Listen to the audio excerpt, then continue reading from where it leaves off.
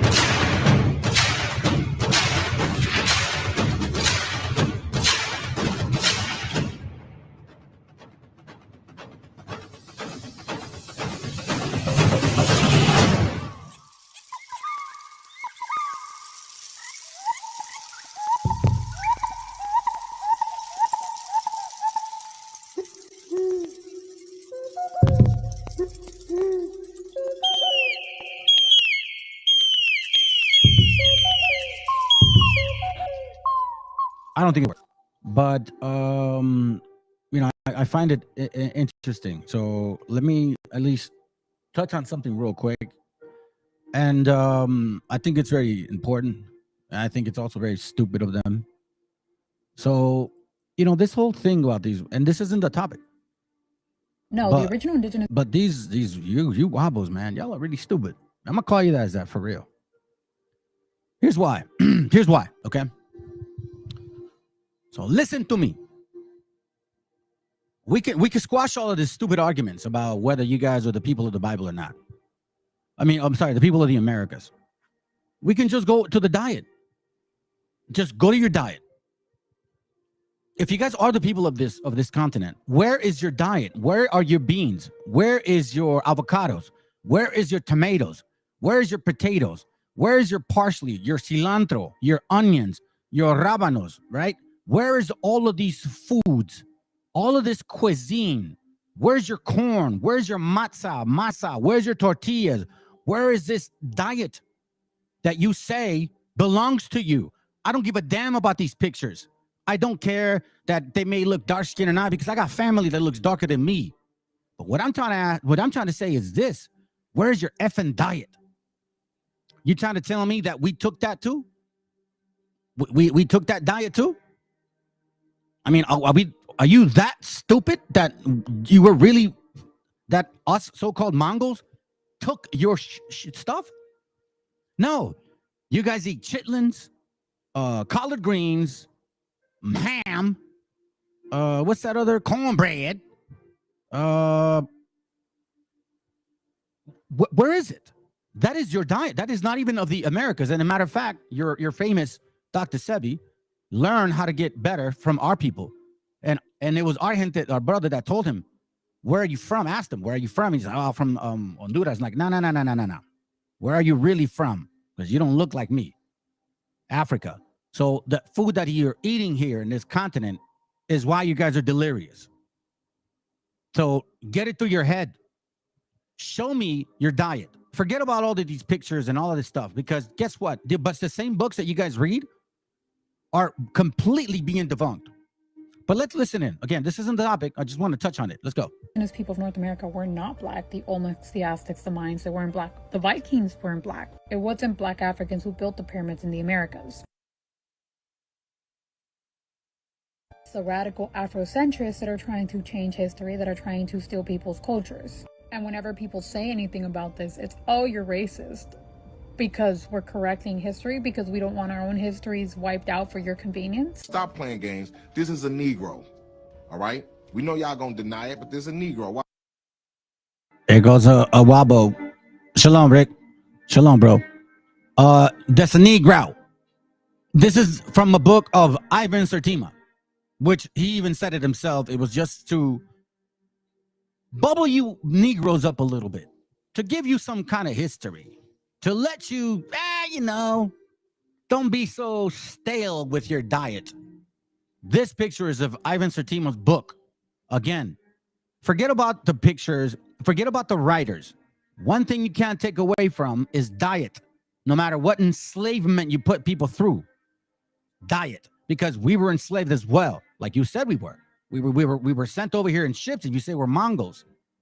But yet, in Asia, they don't have our diet, but we're Mongols. In Africa, they don't have our diet, but you're from here. Matter of fact, I'll even say this. If Christopher Columbus, because of the Papal Bull, keep in mind that Spain had one area and Portugal had another area, which means Portugal had Africa. If Christopher Columbus sailed to America and he saw Negro-looking people, he would have kept going because he would have said, I'm still in Africa because this belongs to the Portuguese. You guys need to do your history. Gosh, but let's continue. It's stupidity. I find it very soothing because at least I know now that we're not as stupid as these people are. Let's go.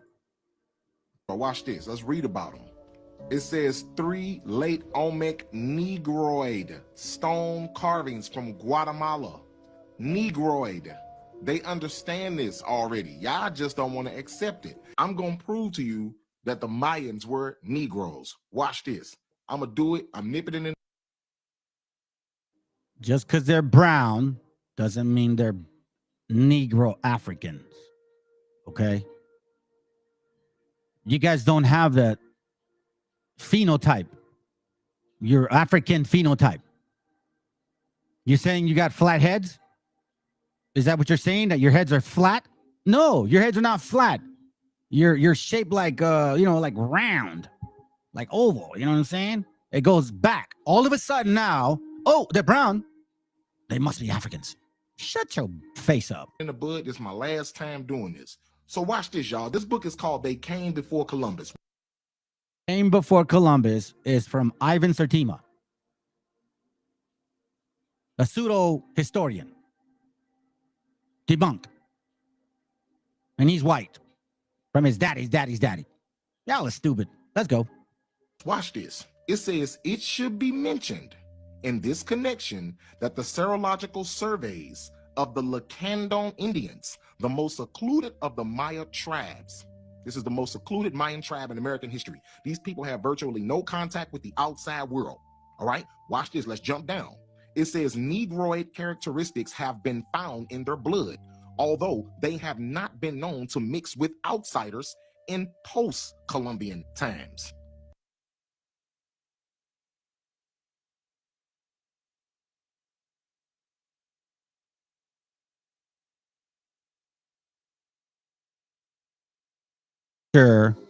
With so-called Afro puff.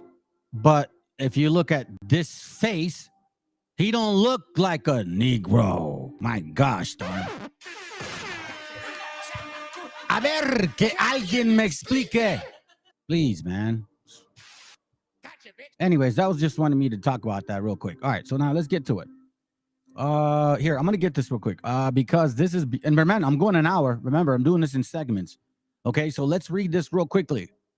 2nd Ezra 12:1, because this is technically what we're going with this. Let me see that real quick, bro. Hey, Shalom, Meshi. They so stupid how they all got these pictures. They should study color and Mesoamerican prior to invasion. They will then know why some use black body paint. Pendejos. I know, huh? Hold on a second. Bruh. Wait a minute. Who are you? Wabos, that's who they are. Gotcha, bitch. All right, let's read. This is regarding what is going on right now. As you guys know, there's wars now in Israel and Hamas. They're fighting, right? They're. I'm gonna get into it. So let's begin. 2nd Ezra 12:1. It says, and it came to pass while the lion spake these words unto this the eagle, I saw. I'm sorry, hold on. Where's my phone? Okay. While the lions spake these words unto the eagle, I saw, and behold, the head that remaineth and the four wings appeared no more, and the two went unto it and set themselves up to reign, and their kingdom was small and filled of uproar. Hold on a second. Filled of uproar. Hold on. Okay. And it says, and I saw, and behold, there appeared no more, and the whole body of the eagle was burnt, so that the earth was in great fear. Then awaked I out of the trouble and trance of my mind, and from great fear, and said unto my spirit, Lo, this thou hast done unto me, in that thou searchest out of the ways of the highest. Lo, yet I am weary in my mind, and very, weak in my spirit, and little strength is there in me, for the great fear wherewith I was afflicted this night. Therefore will I now beseech the highest, that he will comfort me unto the end. And I said, Lord, that beareth rule, if I find grace before thy sight, hold on a second, let me put that. If I find grace before thy sight, and if I am justified with thee before many others, and if my prayer indeed be come up before thy face, comfort me then, and show me thy servant the interpretation and plain difference of these fearful visions, that thou mayest perfectly comfort my soul. For thou hast judged me worthy to show me the last times. And he said unto me, this is the interpretation of the vision. Now, some of us do pray for these things, and it's not to have more wisdom than anybody else. This is just for personal understanding, for guiding our ways, our household more than anything, and then the brethren. It says, the eagle, whom thou sawest come up from the sea, is the kingdom which was seen in the vision of thy brother Daniel, like in Daniel 2. But it was not expounded unto him. Therefore now I declared unto thee. So he saw the four kingdoms, but he didn't see the eagle as the four kingdoms. He saw the three animals, but not the fourth animal, which was the eagle. Okay? Keep that in mind. Then it says here, is the kingdom which was seen in the vision of brother Daniel, but it was not expounded unto him. Therefore now I declared unto thee, behold, the days will come that there shall rise up a kingdom upon the earth, and it shall be feared above all the kingdoms that were before it. In the same 12 king reigns one after the, in the same shall 12 kings reign one after another. We're talking about Rome, okay? Wherefore of the second shall begin to reign, and there shall be no more, there shall more, and shall have more time than any of the 12. This is the second king. If I'm not mistaken, it's talking about, I don't want to say it. It's regarding Caesar, but one of them. And this do the 12 wings signify, which thou sawest. As for the voice which thou heardest, and thou sawest not go out of from, and that thou sawest not to go out from the heads, but from the midst of the body thereof, this is the interpretation. That after the time of the kingdom, there shall arise great striving, and shall stand in perils of falling, like Rome. Nevertheless, it shall not fall then. Constantinople, the Christian, the compendium, all that Christian dome. It says here, whereas let's see, that after the time of the kingdom there shall rise great strivings, and it shall stand in perils of falling. Nevertheless, it shall not fall then. It shall not then fall, but shall be restored again to his beginning. To his beginning. Now, I found that very interesting, family, because I have this book called here. Give me a second. I'm gonna upload him. No, this is it. I have this book here, and it talks about how the kingdom fell or would fall, but it would come back up again. Okay, so check this out. This is from, let me show you real quick. I suggest to get these books, fam. And then, if you can read them at your perfect time, then perfect. Open Veins of Latin America, okay? So we talked about, Second Esdras talks about the kingdom will fall, but not completely. It will rise back up again, okay? So check this out. This is from that book. Check this out, page 38, okay? It says here, Let's start right here. Latin America, so as eagle. Okay, hold on a second. In the Portuguese crown was to have. Okay, I'll go here. Yet the crown's hypocrisy has smaller limits than hold on. Sorry. My bad. I hope you guys can read it. I'm sure you guys can. It says, yet the crown's hypocrisy has smaller limits than the of the minds. Yet the crown's hypocrisy had smaller limits than the empire. It received a fifth of the value of the metals extracted in subjects in all of Spanish New World, as well as other taxes, and Portuguese crown was to have the same arrangement in 18th century Brazil. Okay, so keep that in mind. Now it says, Latin American silver and gold, as Engel put it, penetrated like a corrosive acid through all the pores of Europe's moribund feudal society. And for the belief of nascent mercantilist capitalism, the mining entrepreneurs turned Indians and black slaves into teeming external proletariat of the European economy. Remember the whole black slave part, okay? You guys heard my classes. So we'll leave it for now for what it is. Here's the important part. Greco-Roman slavery. Greco-Roman slavery was revived in a different world. You hear that? Greco-Roman slavery was revived in a different world. The same says here, page 79. Adam Smith said that one of the principal effects of the discovery of America has been to raise the mercantile system to the degree of splendor and glory which could never otherwise have attained to. According to Sergio Bagu, the most potent force for the accumulation of mercantile capital was slavery in the Americas.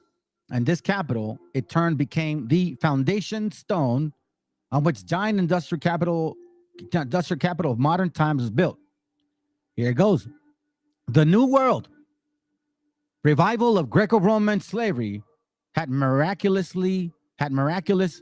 qualities. And it says it right here.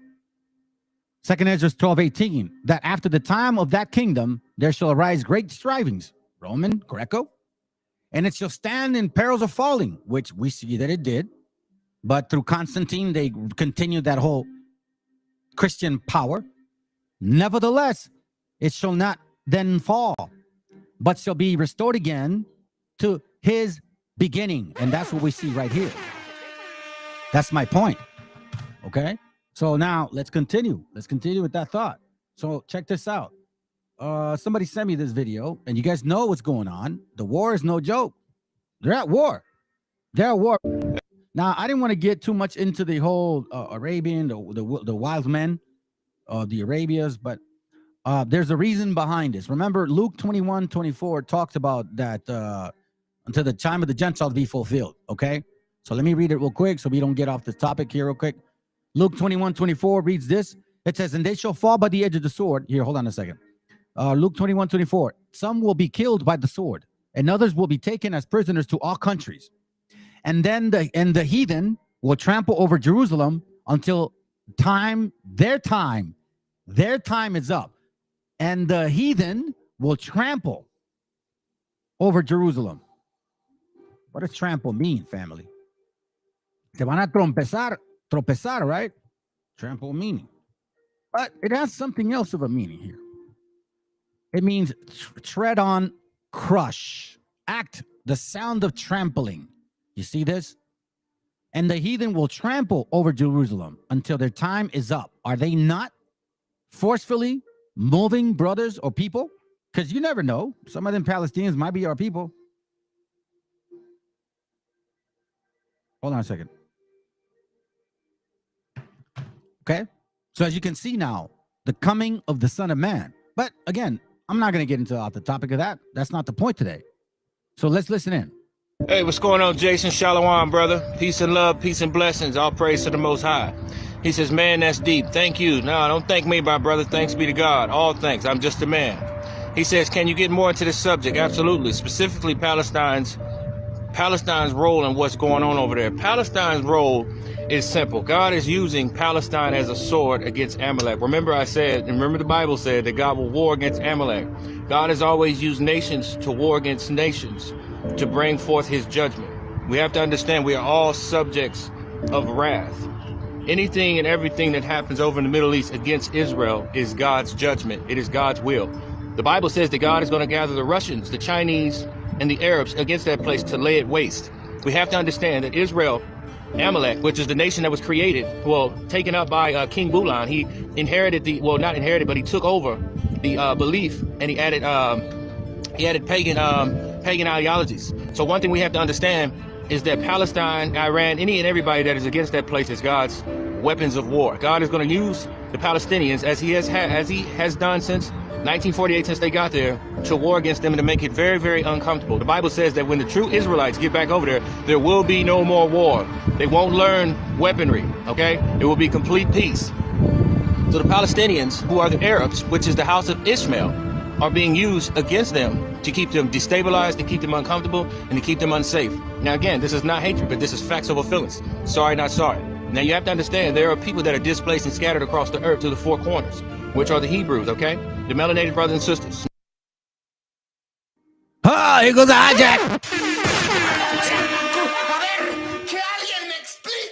Oh my God! You know, it's so beautiful how lies, like just like true lies. You still think you guys are? You still think so, huh? I'm not even sweating it no more. Let's go. Now, salvation is not only for them, but it goes through them, because in order to be saved by Jesus Christ, you have to know who the true Israelites are, and you have to accept it, and you have to share that truth. A lot of people won't do that. That's why Jeremiah chapter 51, the Lord said the Gentiles are cut off. What does he mean by that? He's talking about the Gentiles that refuse the salvation that he brought by way of the mouth of the apostles. So we got to understand that there are many more Gentiles that are going to fight against the truth, and there are minimal amounts that will accept it. So Palestine is being used as a weapon. Palestine will continue to be used as a weapon, because the Bible says Jerusalem shall be a cup of trembling to all the nations round about. Jerusalem today is a people. It's not the land, because that land over there is not the true geographical place of Israel. Jacob Rothschild paid for that. He knew that if he set his place over there, set the kingdom over there, it wouldn't even last. So it's not geographically correct, but it's geographically correct for God's judgment and the people. Well, you got one thing right, that it's the people first before the land. Okay, so check this out. Let's explore what's going on here, because and that's no yoke. It's beautiful times, family. Beautiful times to be here. Let's go. Secretary of State Antony Blinken is hesitant to lay any blame on Iran after its Hamas allies carried out an unprecedented attack on Israel. Iran and Hamas have a long relationship. Hamas wouldn't be Hamas without the support it's had for many years from Iran. In this moment, we don't have anything that shows us that Iran was directly involved in this attack and in planning it and carrying out, but that's something we're looking at very carefully. Blinken is also trying to make it clear none of the $6 billion in unfrozen funds back to Iran went to the terrorist organization. Not a single cent has been spent from that account. Not a single dollar has been spent from that account. Not a single dollar from that account has actually been spent to date. Meanwhile, the Wall Street Journal exclusively reporting that Iran helped plot the attack on Israel over several weeks. Former New York Congressman and gubernatorial candidate Lee Zeldin joins us live now. You know, Congressman, let's forget the $6 billion. Why is this administration coddling, supporting Iran, the world's largest state sponsor of terrorism? Let's correct that. The world's sponsor of terrorism is this land here. It's these people. It's you guys. You guys have military stations all over the world. No other nation has that. That's called terrorists. You're terrorizing. It's like if you move right next to my home, a matter of fact, you move into my land, like my yard, but back there on the corner, and I don't want you there, but you're there. So let's clear that up. Now, listen to this. Hamas attack on Israel is largest attack on Jews since Nazi Germany. No, listen. this whole Nazi Germany, 6 million, 2 million, 1 million, man, that's debatable. One thing that's not debatable is the amount of hatred and disgust you all have towards our gente here in the Americas. Because it was your Jew, Stephen Miller, that passed these laws to separate our families at the borders. You Jews, so-called. Oh, poor me, we suffer so much. Yeah, but you passed laws to deport our people. You actually push media to call us illegal aliens, illegal immigrants, drug dealers, wetbacks. You guys own media. But yet, when it comes to you, it's okay. No. It's not okay. You're getting exactly what you deserve. There's no good reason for it. You should not be coddling the largest state sponsor of terrorism, who calls the United States the Great Satan. They call Israel the Little Satan. They chant death to America. They develop intercontinental.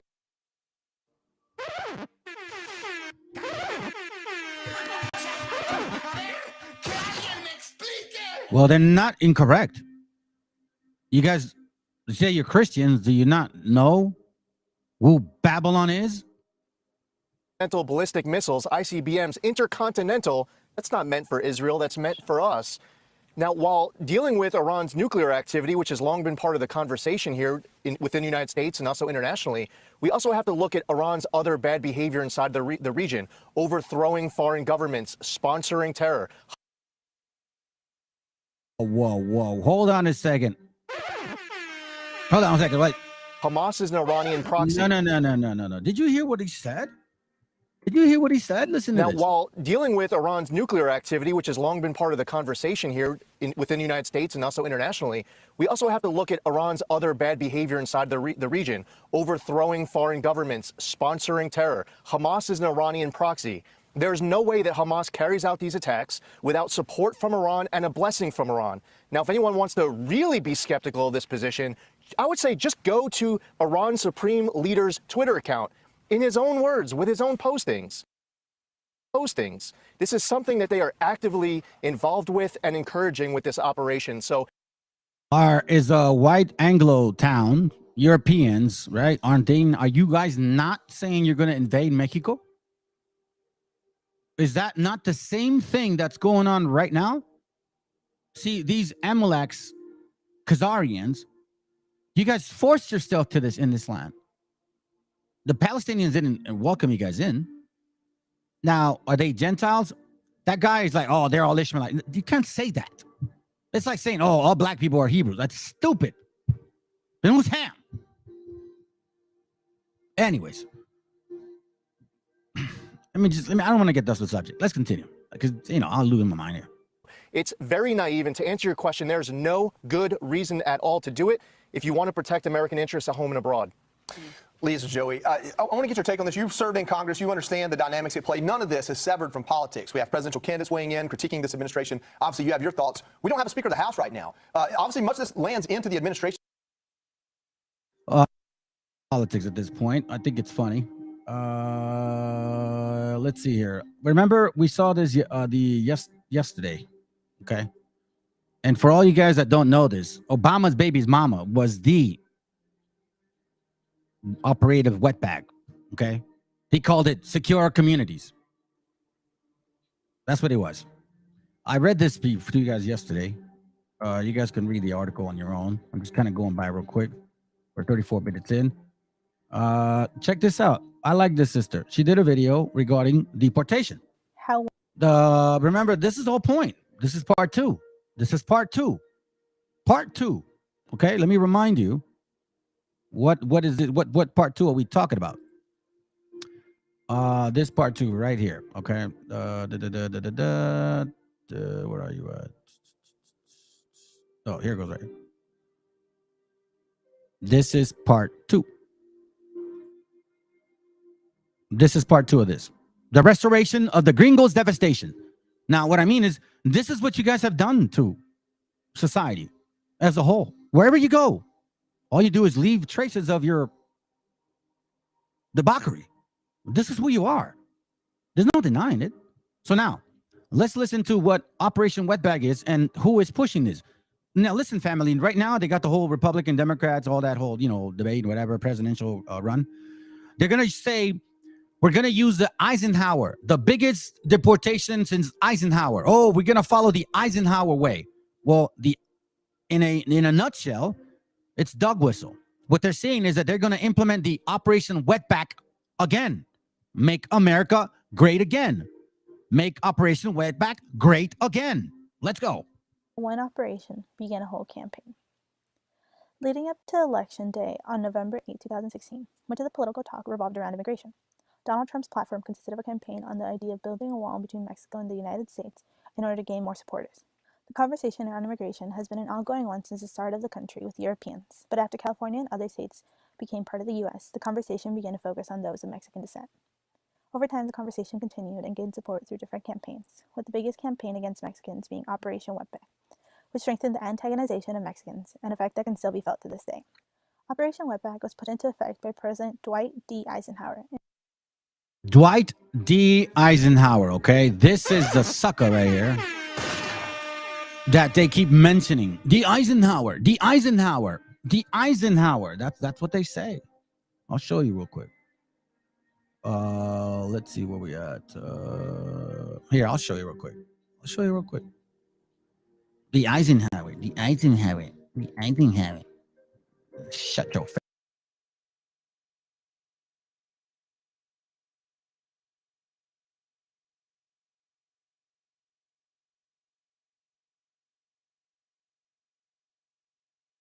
That part, you guys didn't want to believe it. You guys thought that it was going to be a soft pull, that it was just going to be ignored, maybe talked about, maybe, you know what I mean, not really referenced.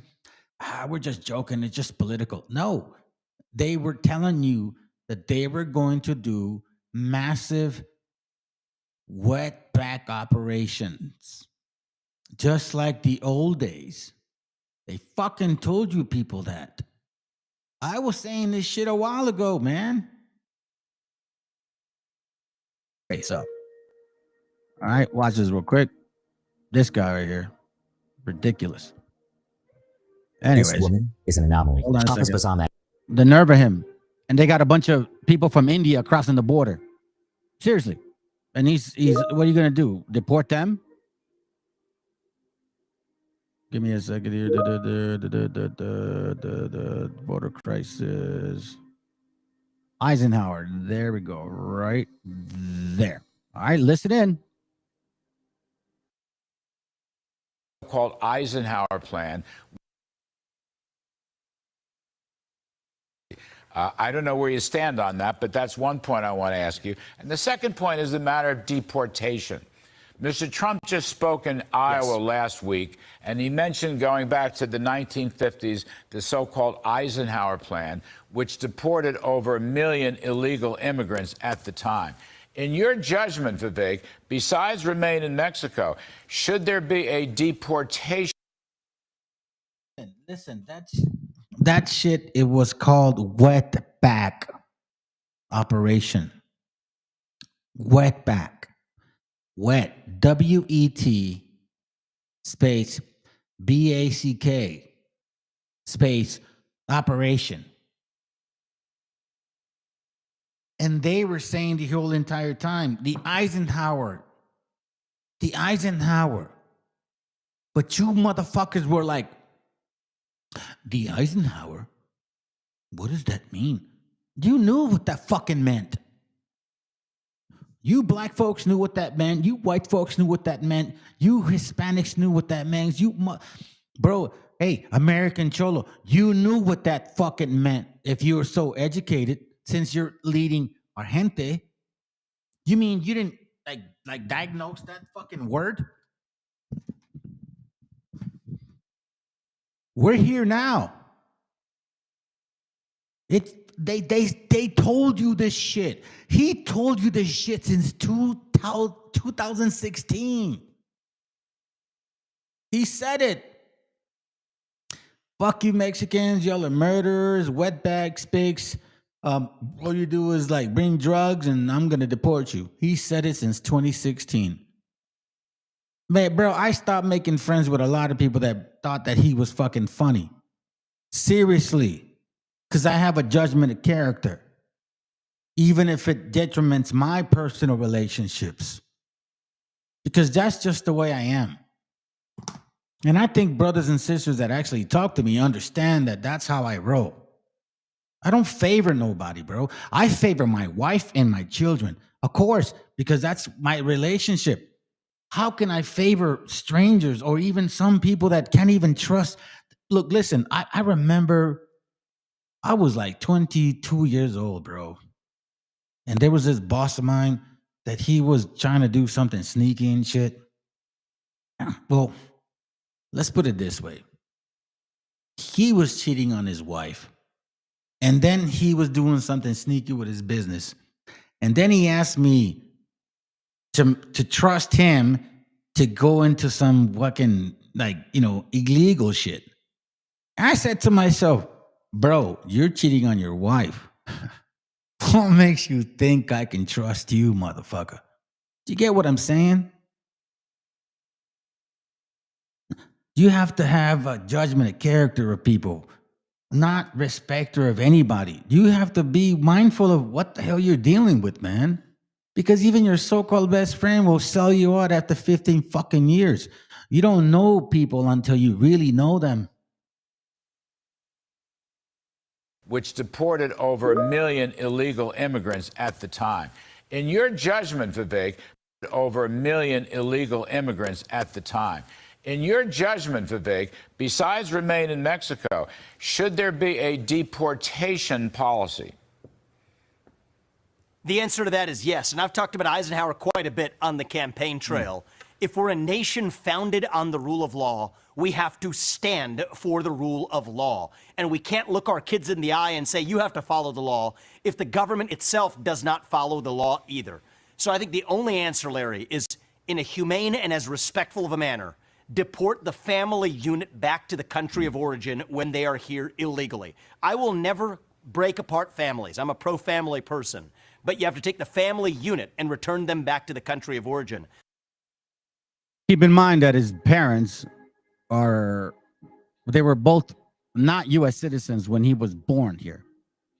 So your mama and your daddy were not residents, meaning that if they committed a crime or, government didn't like them, they could kick them out. So the same anchor baby approach, you want to take off. So this man here is a hypocritical idiot. It's not even hypocritical, ignorant, fool, buffoon, an idiot. But then again, the devil's a liar. What are you going to do, right? Let's continue now. That's my point. Eisenhower. Let's not forget. I want you guys to understand what this whole politics stuff is. What are they talking about? What the hell is Eisenhower? Let's go. Through different campaigns, with the biggest campaign against Mexicans being Operation Wetback, which strengthened the antagonization of Mexicans, an effect that can still be felt to this day. Operation Wetback was put into effect by President Dwight D. Eisenhower in May 16, 1954, in an effort to push back on illegal. In 1954, in an effort to push back on illegal immigration. Okay, let's go. Immigration to Mexicans. Under the control of General Joseph Swing, the American government and Mexican government cooperated to send Mexicans back to Mexico in large quantities as quickly as possible. Though they did deport those who were undocumented, they also... Mexicans, keep going. We can't take care of our own. You still can't. Lazy bums. So used it as a way to deport people who had documents to be in the U.S., both U.S. citizens and those in the Bracero program. This injustice was the first of many injustices, not only on the undocumented Latino population, but also one of the many racist pushbacks on all the Latino population. While Operation Wetback has increased the use of mass deportations by presidents and politicians to crack down on an increase in immigration by Latinos, it most importantly set up a campaign that increased fear of immigrants, specifically Mexicans, amongst American citizens that continues to grow to this day. The campaign began alongside another campaign called the Bracero Program. The Bracero Program was an arrangement between the U.S. government and the Mexican government that allowed for short-term migrations of Mexican contract laborers, known as braceros, to go in and out of the U.S. for work purposes. When arriving at the processing center to be allowed into the U.S., many were turned away for not meeting the requirements of being a healthy, young, able-bodied male. Those who were turned away still crossed the border illegally.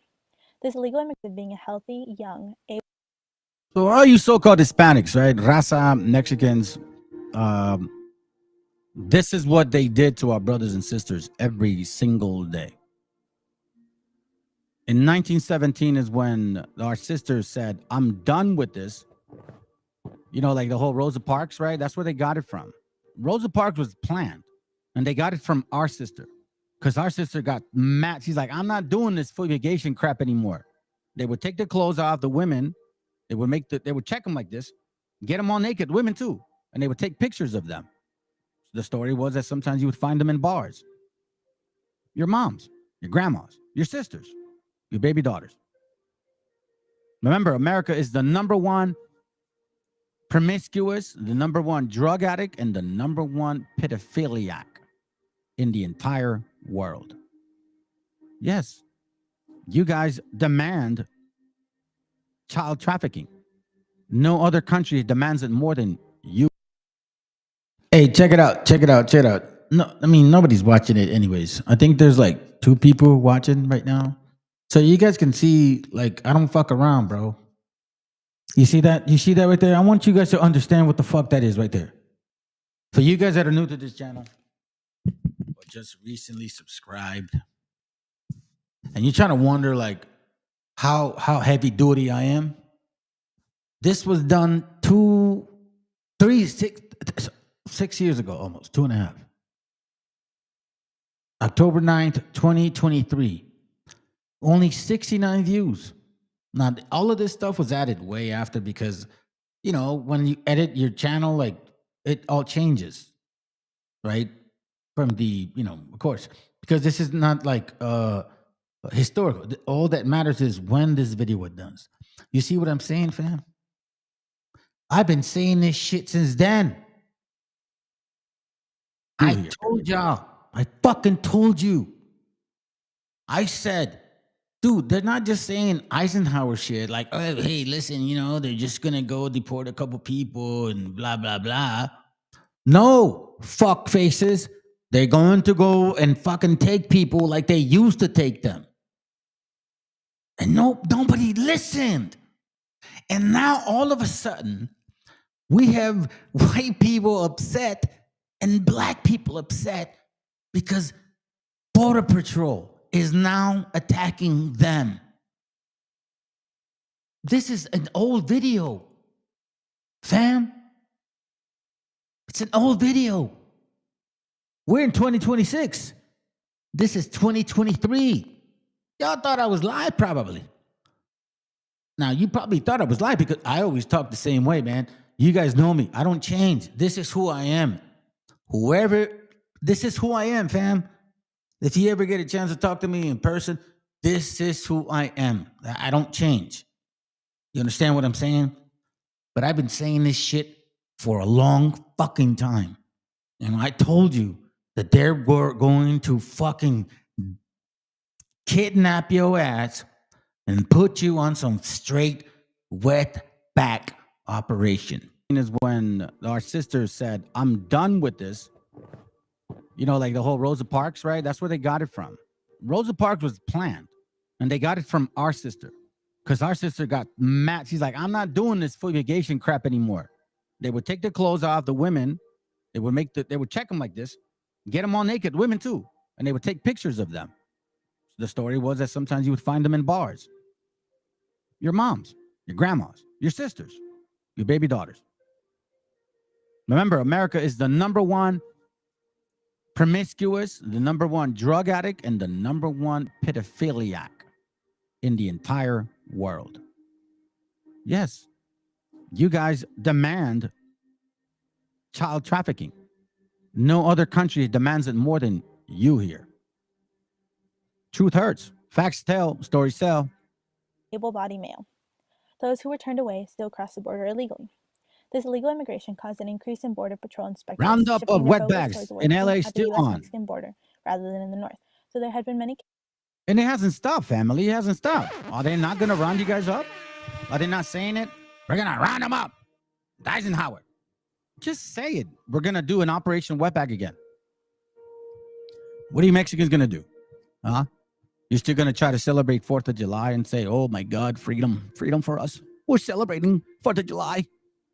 But Halloween's going to be so fun. Oh my God, I look forward to it. My neighbor, what's his name? Harvest. He's going to come over for dinner. Let's go.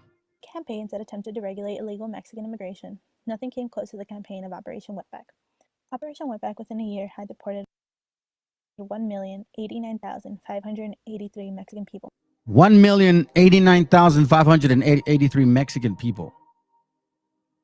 We were deported on trains, boats, buses. Actually, the best way to say it is plane, trains, and automobiles. Like I told you guys, man, if you guys are actually like here, I did this video then.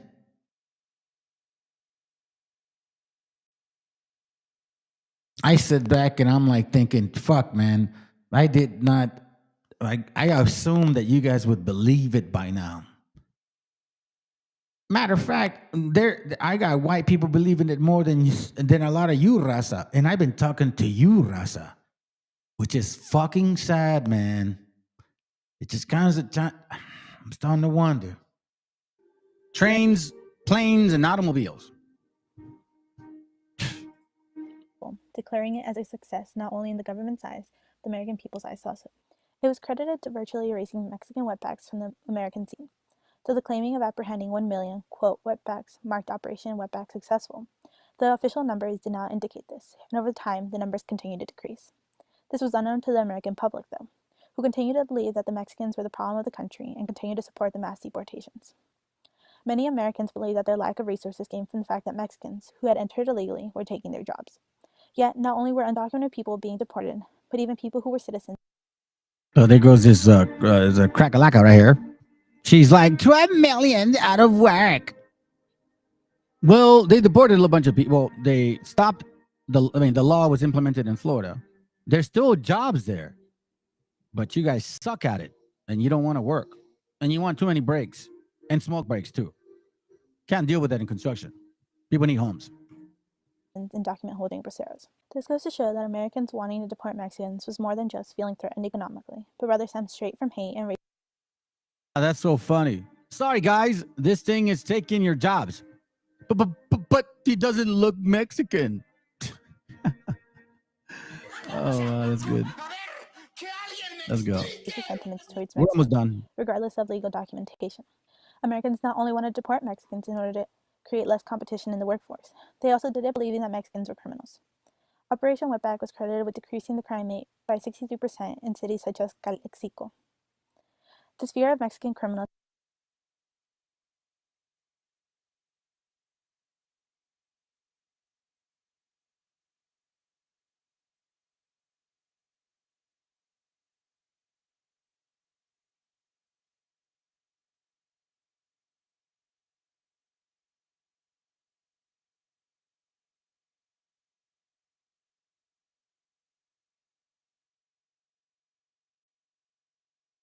You, bro. No, I was just saying that I agree with what you mean. That we are in the days of atonement, not in the day of atonement. We're in the days of atoning. We got to cleanse our ways. We're in a repenting stage. Like, if you brothers and sisters are still dealing with, and I'm sorry, I'm just gonna cut it. I'm gonna say it straight. If you're dealing with anger, resentment, bitterness of any kind, you need to examine yourself completely. I bring these things up. Yes, it bothers me, but it's food for. I feel their pain from my brothers and sisters, and it's strength for me. Their pain is strength for me, and because of that, I also have gained patience. There's nothing I can do, and I just have to let it to the Most High. Vengeance is His. But let's go. Continues to grow as Trump's platform illustrates, but this fear stems from years of tension between American citizens.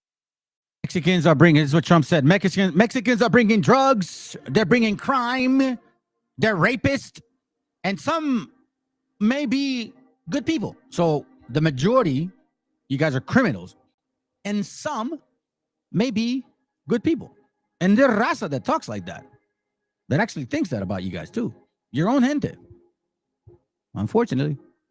And those of Mexican descent. American citizens believe that Mexicans were at blame for the crime rate of their country. They believe that... Hey, hold on a second. Damn right. No somos criminales, somos trabajadores, cabrones. Listen, fam, I've worked hard to get to where I'm at. And finally, you know, I have a little business going on. I created it. I didn't wait for someone to give me a job. I didn't want to go work. I figured I'm going to go apply somewhere and I'll get a 70, 80, whatever a year, maybe more, maybe a little less, but I'm still going to work for other people. Do I have to have the boss call me and say, "Hey man, come to work"? No, I get up. I show up. So I'm like, wait a minute. If I show up, I might as well show up for myself. So now I work for myself. And that's what you guys should be doing. And that's why it says, no somos criminales, cabrones, somos trabajadores. Because even if I didn't have the experience I have, if I need to make money, bro, I'll sell paletas, bro. Straight up. I'll sell tortas ahogadas. I'll sell tamales. I'll tell my mom, hey, mom, you know what? Make some tamales. We're ready to go. You know what I mean? Like $3 a tamal. Start just slanging it. Yeah. No somos criminales. Somos trabajadores. That by deporting them, their streets would be cleaner. Americans continue to correlate Mexicans to criminality, despite the fact that many other reasons for criminality can be. And hey, by the way, this goes for you, bro. Immigrants are not criminals. You generalize. I'm just letting you know. I haven't called you not because of that. I've just been busy. But you generalize this. Not all immigrants are not all criminals, man. It's like not all black people had slaves. Not all white people had slaves either. Oh yeah. I'm gonna bring some of that back. I thought you guys must have thought I got softened because I don't want to teach with anger. I don't want to be angry. You know, I want to bring truth, but I don't want to be angry. Letting me all of a sudden doing some dumb stuff. Let's go. I'll shut up now. To the unequal establishment of the United States. Operation Wetback was more than just a simple campaign. It allowed for the American government to establish a program based. Tonight, he'll broaden his appeal to Hispanics. I will deport millions by emulating President Eisenhower's program, Operation Wetback. Man, I told you. Building on racist sentiments by the American people. Programs like this continue to foster these remarks and continue to separate racial groups, contributing to the hatred towards each other. Operation Wetback established that the American government has the possibility to deport a mass quantity of people without thinking twice about it. The effects of Operation Wetback can still be felt to this day, and there is no doubt that they will continue to be felt for many generations. It was the Bracero program when you need us. Operation Wetback when you're done. You know, that's really painful. That's really painful, family. Because if you really think about it, you know, it's like the scriptures talk about, you know, the Most High is like, oh, Jerusalem, you whore. It's like we like to go to people to get used and abused, and then we like it. Like with Egypt. We remember the fish. We remember the cucumbers. We remember all of that. We had a bunch of stuff. Yeah, but did you forget that you were in slavery? Dumb. Got 10 more minutes, fam. And the reason why is because I got to go see my mom. My aunt is not doing well. I think she's in her last days, and she's going to Guadalajara. So I want to say goodbye. So let's talk about this real quick. I want this to sink in, fam. Back in the White House, I will terminate every... Check this out. Here it goes. I want it to sink in. This is what they're talking about. When you hear Eisenhower, they're talking Operation Wetback. Back in the White House, I will terminate every open borders policy of the Biden administration and begin the largest deportation operation in American history.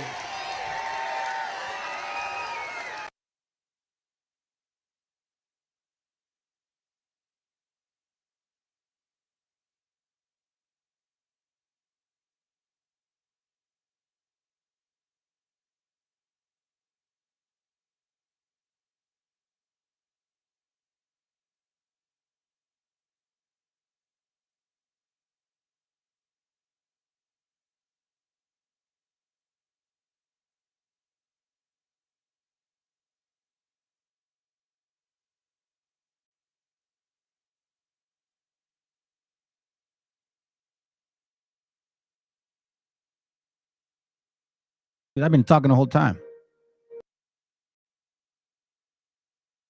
Dude, I've been talking the whole time.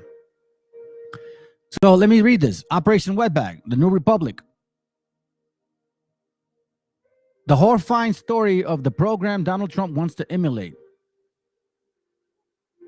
So you see him, you see me, you see you guys. When or if they implement this, I could get pulled over and you guys could too. Yeah, I had it on mute, bro. My dummy. Every 4 years we talk about this. Then it says you're actually, you know what?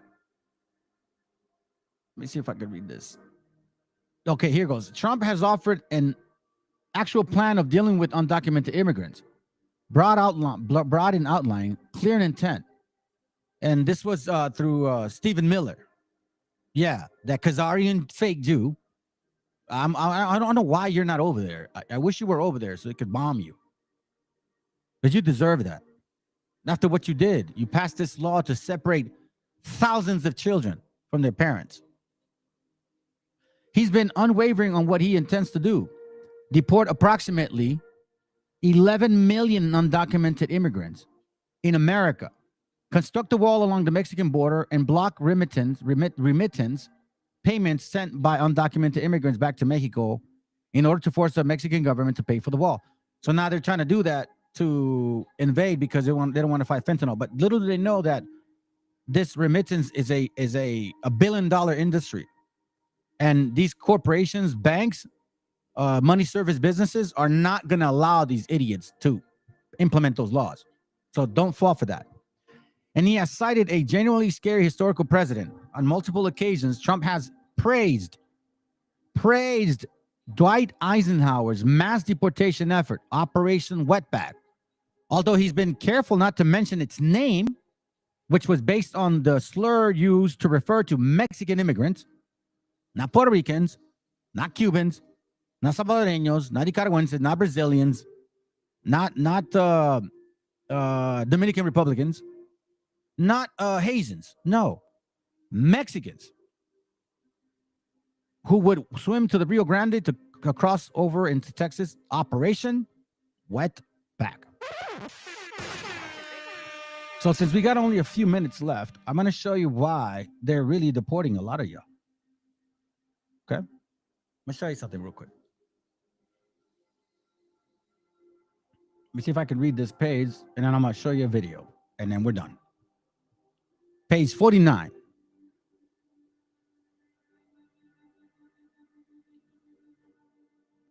Page 49. Where are you at? Page 49.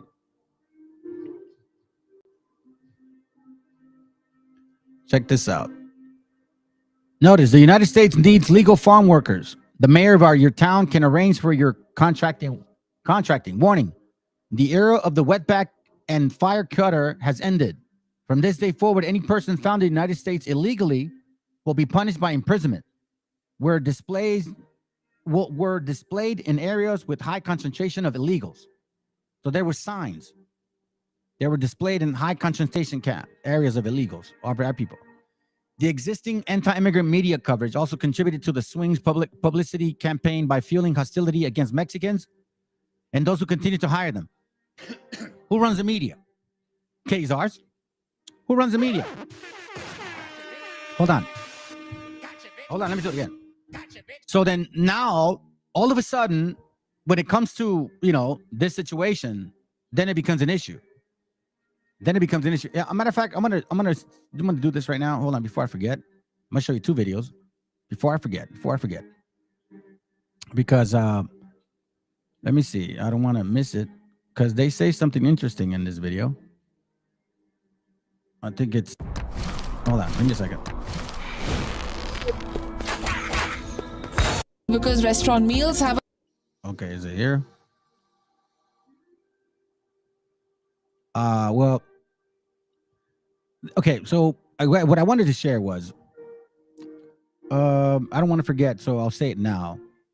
One of the Palestinians was saying that media has it all incorrect. Whenever something happens to the Israelis or fake Jews, there's an uproar. But these Israelis been bombing Palestinians forever. And they weren't saying anything. So the same thing is going on here, right? You guys are over here saying, oh, poor us, but you pushed media. You're media mongols.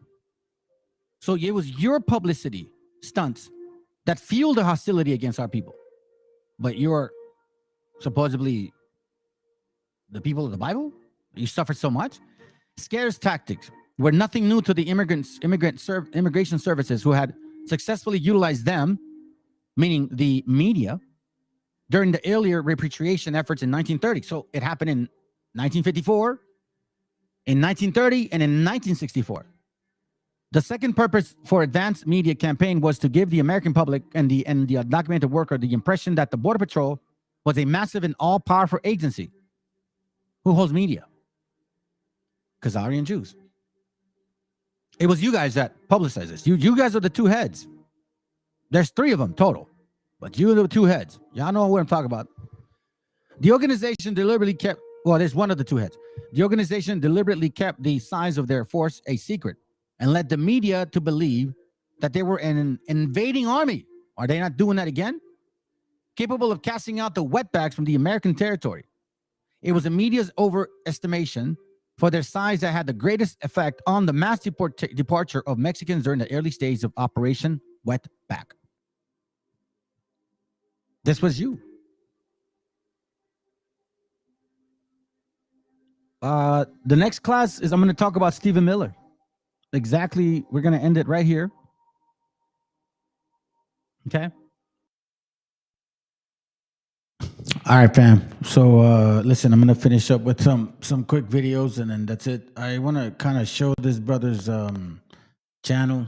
I don't know him, to be honest, but I think he's trying to prove a point. And y'all probably heard of him. He was on TikTok. I think he just recently came on YouTube for a little bit. I don't know how long he'll be there. You know how some people are, man. They show up on YouTube and then they kind of disappear. But again, I'm not trying to criticize nobody. You know what I'm saying? Like, so I'm going to be appreciate the brother that he's on. But I want to show his information and then we'll call it a night. Hold on a second. All right. We're going to start with this here. And then we'll move from the rest. Let's go. Across this guy, he's claiming that he's stealing my content, that the stories in the Bible were taken from the Americas. That is so crazy because I started talking about this a year ago. From Adam and Eve all the way to Noah and the flood and Sodom and Gomorrah. All of it. They whitewashed our stories. They had to rewrite the Bible like 6 times after they made contact with us. They decided to do this after Christopher Columbus took back some captives back to the church. And that's why the church sent the black robe and the Jesuits to all the tribes at first, so they could learn our ways and our stories. But I already exposed this dude. This dude's half white. His mom's some Scottish lady, yo. Like, why do you guys listen to this guy? He's a tweaker. Earth tweaks. So I'm going to be exposing 2 pretendians that are collecting awards and artifacts claiming to be the indigenous aboriginals, copper-colored mound builders. They are very anti-indigenous. They're very anti-native. They call Native Americans Siberians, Mongolians, Asians, white. These are not our people, and these people are definitely not indigenous to the Americas, because real indigenous people respect each other. We are all relatives here, and these people don't act indigenous or even look indigenous. We can tell that they're African. But I'm going to show you 2 videos of them collecting awards and artifacts that are meant for real indigenous people. These people are cosplayers. One's from the Yamasee tribe and the Choctaw tribe. They're both fake tribes. They're not federally recognized or state recognized, but here you go. the Yamasee tribe was critical to the formation of the Low Country, but very few people know their story. Now, one developer is doing its part to preserve the past on land he owns, which once belonged to the tribe. News Amber Davis has that story now from Seabrook. The Yamasee tribe, Senator Tim Scott's office, archaeologists, homeowners, and developers all at the same table, all connected for one goal: protecting history while developing the future. It's really for us to respect. We're being given respect, and we're being honored as well by the Bull Point Association. The meeting is the first of its kind, and it comes after 13,000 different artifacts were found inside Bull Point Plantation over the years, all belonging to the Yamasee Indian tribe. Knowing that there's artifacts here that were uncovered, it's important to make sure we showcase the history, not just buried in the past. This one's a trading ground and ceremonial gathering place for the tribe. Several spots were already declared historic. Billy Gavigan is the area's new developer. He wants to respect all of the history in the plantation and the tribe as he builds. A lot of tribes have not been included in these type of meetings, and it creates a disruption because when you basically say, hey, we have no respect for your ancestors, we're not respecting your graves and ceremonial practices. There's a way to showcase history and to bring it forward and also to have an economic prosperity with it. Homes have been built on or near those sacred grounds in the past. The goal is to build a better future through a partnership, tribe and developer together. It doesn't have to be. Original people whose mounds, waterways, and villages were discovered by Spain, France, England, and America. And whereas the Chatta conducted business with those nations and traded throughout the Americas from historic Chatta trade posts. Chata, thank you. This is my time to read the job. Whereas Major General Andrew Jackson asked the Chata to raise an army to fight with America for West Florida. And whereas only 217 years ago, that St. Tammany and West Florida parishes became a part of America after the Chata agreed to fight with the United States. Chief Pierre Juzin? Juzin. All right, on board, Bonfuga, St. Tammany Parish. So you can find several videos of them both calling Native Americans Siberians, Mongolians, and these are self-proclaimed chiefs. Like, they're not real chiefs. They just call themselves chiefs. The lady thinks she's a queen. She calls herself Queen Chief. It's like another rare empress bird. These are scammers. They're trying to rewrite history and say black people are the original Indians, but they're getting recognized under Indians as like our type of Indian. There is no like black Indian. That's a huge conspiracy. The black Indians are Afro-Indigenous. They're part African. These people are trying to rewrite history and say we stole their identity, but they're accepting awards for the Native American. The white people are giving them awards and they're confusing the white people, tricking the white people into thinking that they're like Afro-Indigenous, but they have ulterior motives. They're trying to get recognized under like a black Indian that doesn't have our DNA. They're trying to say their African side is Indian. Like it's... Article 4. This is the Treaty of 1866 with the Choctaw and Chickasaw Indians in the United States. It's just a section. And they further agree that all laws shall be equal in their operation upon Choctaws, Chickasaws, and Negroes, and that no distinction affecting the latter shall at any time be made. There's no difference between a Negro and an Indian. Slaves are Indians. Freedmen are Indians. We're all Indians. The only definition of the word Indian means the aboriginal inhabitant of North America. There's no difference between a Negro, a colored person, a black person. They're all Indians. This is our land. We own it. We have proof of ownership of our land. No, you don't. It's called the That's fucking disgusting, yo. Honestly. Get your own fucking culture and identity. Y'all are Africans, yo. And I got Article 4 of the Treaty of 1866 right here, and I'm going to read it. It doesn't say anything like that, saying freemen and Negroes and colored people are Indians. You went off script there, buddy, because I got it right here. So anyway, Article 4 of the Treaty of 1866 with the Choctaw Nation. The said nations further agree that all Negroes, not otherwise disqualified or disabled, shall be competent witnesses in all civil and criminal suits and proceedings in the Choctaw and Chickasaw courts. Any law to the contrary notwithstanding, and they fully recognize that the right of the freedmen to a fair remuneration on reasonable and equitable contracts for their labor, which the law should aid them to enforce, and they agree on the part of their respective nations that all laws shall be equal to their operation upon Choctaws, Chickasaws, and Negroes, and that no distinction affecting the latter shall at any time be made, and that they shall be treated with kindness and protected against injury. And they further agree that while the said freemen, now in the Choctaw and Chickasaw Nation, remain in said nations, respectively, they shall be entitled to as much land as they may cultivate for the support of themselves and families. In the cases where they do not support themselves and families by hiring, not interfering with existing improvements without the consent of the occupant. It being understood that in the foresaid, the 40 acres and foresaid shall stand in place of the land cultivated in the last and cultivated as last aforesaid. So now you hear our brothers and sisters pushing back any best way they can. So I may not agree with this brother 100% with the stuff that he says, but at least he is actually pushing back. This is our heritage, man. You gotta. It's not gonna be that easy, brothers. Anyways, you guys have a good night. Appreciate you. Shit, man. You guys have a good morning, for that matter. All right. See you later.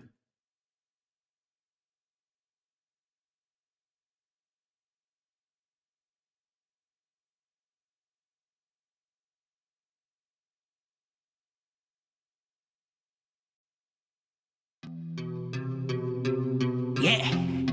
Oye, es nada más y nada menos que el motherfucker Blasphemite de Plaza de Kings.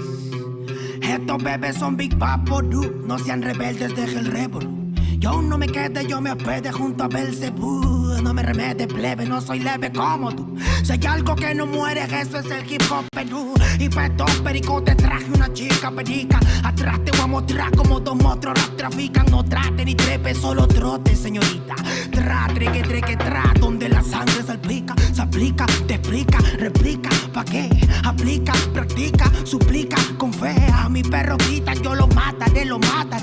Tu madre llora y canta la bandeja, flow peregrina, chivolo propina, ina, hacen base, mejor coja vaselina, no imagina, mi vida fuera de una esquina, yo solo quiero más chavo pa' comprar más chilindrina, gira, que somos puros animales rompiéndote todos los cristales, repete señales que a ti no te sale, ¿qué pasa compadre? Somos naturales, voy a llenar todas las editoriales, rate de mi huevo pa' los tribunales, tú eres un antianal, yo experto en artesanales, yeah, se me afaga la cimaita, sopló.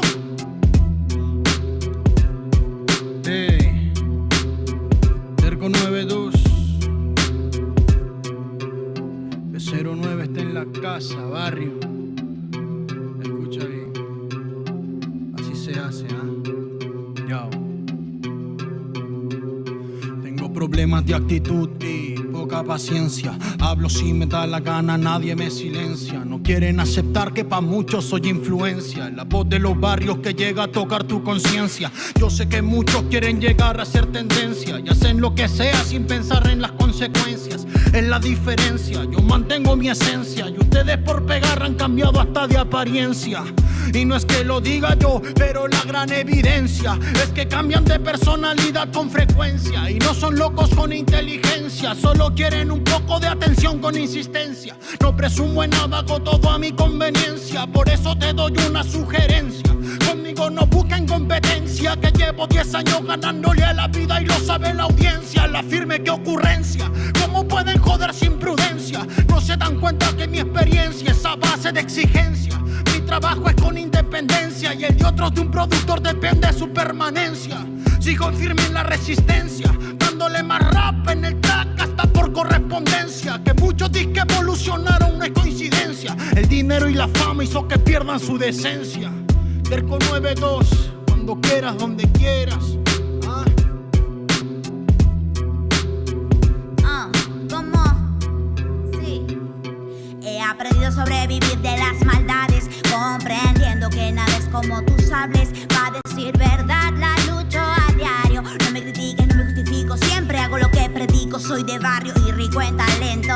De una me sacan por mi forma de ser y me acento en el yauca. Mi gente la está rompiendo por ser parte de este movimiento. Quiero saludar a las personas que nunca confiaron en mí, que hoy por hoy se paltean cuando me ven venir. Bye bye motherfuckers en estas líneas. Bye bye a fluir. Déjate llevar como hay people in the street. Yo. Déjate llevar como hay people in the street. Hey, hey, hey. Oh, yeah. Hey. 1, 2, 3, 1, 2, 3 es la Ponte aquí en la casa, primo.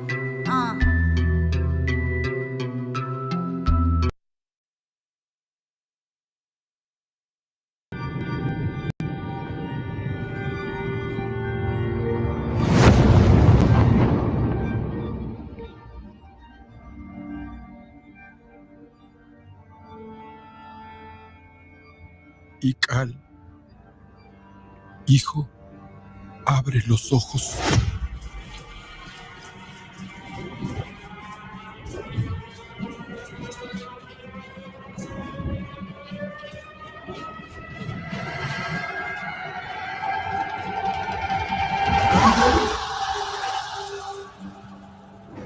Tu cuerpo se queda con nosotros, pero tu espíritu debe seguir.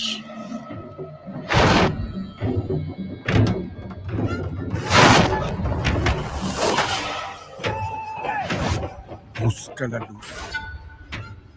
Aléjate de las sombras. Deja que nuestro dolor sea tu fuerza. Desde aquí iluminamos tu camino.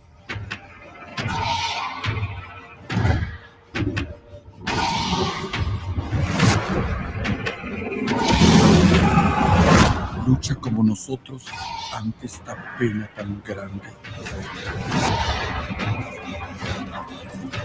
Yo soy tú. Tú eres yo.